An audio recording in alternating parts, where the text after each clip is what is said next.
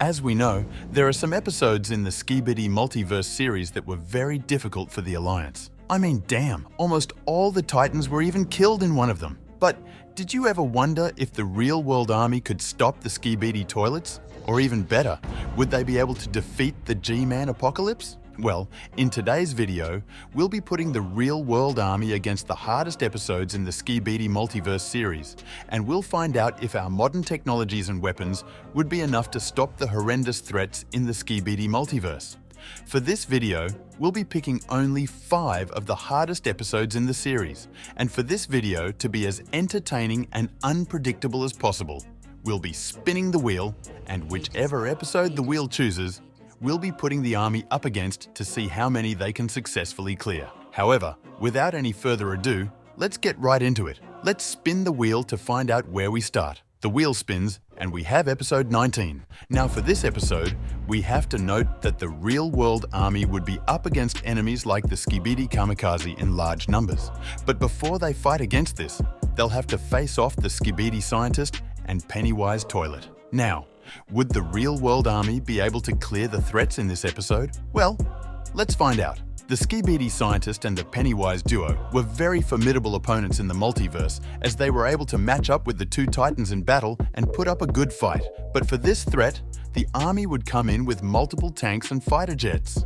I believe since it took a lot of energy to destroy the Pennywise toilet and damage the scientist, the army would need them in large numbers, and the blast would have to be so overwhelming that it would have the same kind of effect we saw in the original. But with their large numbers and weapons, they'll be able to defeat these two mutants with extreme difficulty. However, just when they thought the light show with the blasts was over, they would all see an airstrike of kamikaze mutants coming in from above. To neutralize this, the army would use multiple fighter jets to fire at them from different angles.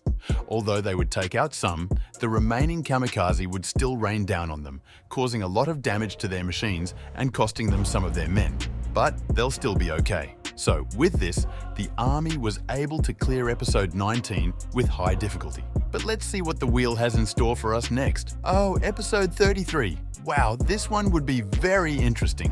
Now, the threats in this episode are no joke at all, as they even gave the Titans a hard time before defeating them.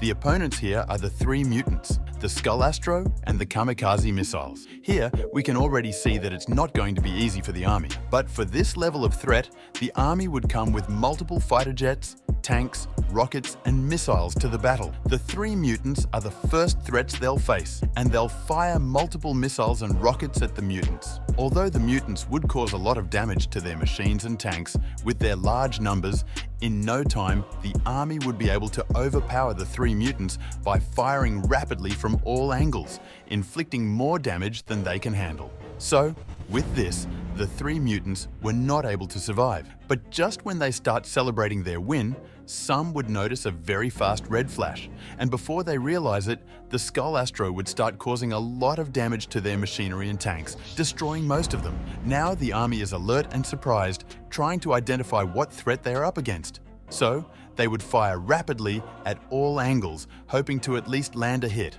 But unfortunately, the Skull Astro is too fast for their attacks. In their control room, after slowing down the footage, they'll finally be able to see the Skull Astro clearly, but it wouldn't even matter because they still can't land a hit due to his sheer speed. They'll have to bring more men and formulate a strategy, but this strategy may have huge consequences if they miss. They'll come up with a plan to use an EMP for a 1,000 kilometers radius from the fight zone, disabling even their electronics. But at least they can use mechanical machines to attack the Skull Astro. So the army would go on to detonate the EMP, and luckily, the Skull Astro would be in the radius. Due to the fact that the Skull Astro is just a shell for the commander and clearly has electronic parts, the EMP would cause it to shut down immediately. They would fire all their attacks on the Skull Astro, thereby destroying it. But the commander would have escaped from the shell. Now, the Skibidis would try to launch multiple missiles, but due to the effects of the EMP, the missiles won't launch. And even if they eventually find a way to launch these missiles, the army can still fire another EMP. So, with this, the army would clear this episode with high difficulty. Oh, that was extreme. But let's see what we have next. Yeah, episode 39. Okay, let's see how this goes. The threats in this episode were 02, 01, the Commander, 04, and 05. Yeah, massive, right? But they have no choice. The wheel has chosen for them. Now the first opponent is 02. In the series, 02 was a very formidable opponent as he was able to withstand two powerful titans in the series, the Drill and Speaker Titans.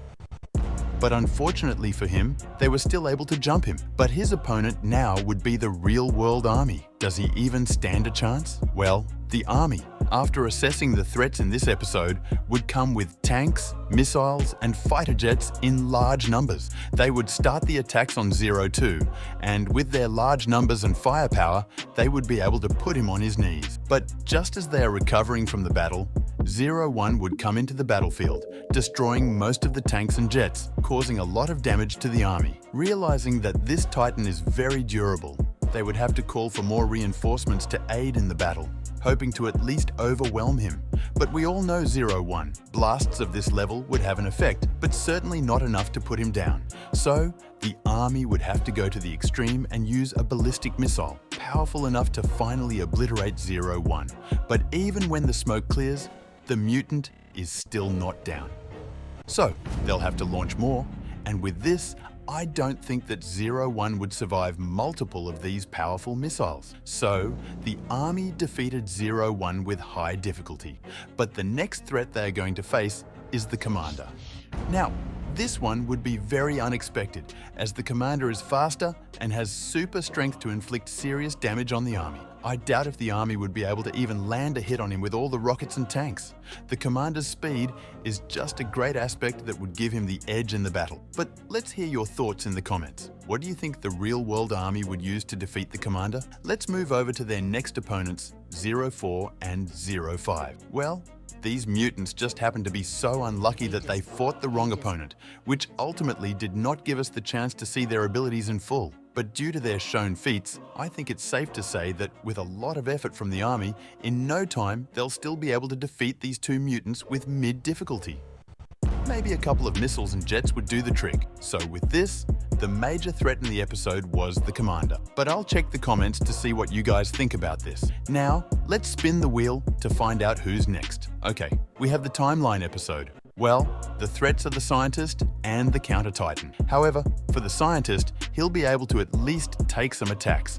But after getting enough heat from the army, he would eventually have to retreat to a safer location, or he'll be destroyed. So then, the Counter Titan would appear. Now, this wouldn't be too easy for the army. They'll use rockets, tanks, and jets, but the counter would not budge. I mean, the Counter Titan is very durable. He can take all these attacks and still cause a lot of damage to the army. They would eventually have no choice but to use nukes, and when this happens, it would be GG for the Counter Titan, as I don't see him surviving multiple nukes. So, the army clears the timeline episode with high difficulty. But let's spin the wheel for the last episode of this video. And oh, we have episode 6. Well, the threats in this episode are the Magnet Mutant, Skibidi Scientist, and the Infected Camera Titan. But the major threat here would be the Infected Camera Titan. However, this Titan is still in base form, so with the rockets and tanks, in no time they would all be defeated with mid-difficulty. So, with this, the real-world army was able to clear all the episodes with high difficulty, which shows how strong the opponents in the Skibidi multiverse really are. However, check out this video to see what would happen if the Titans fought against the real-world army. Unique Clockman out.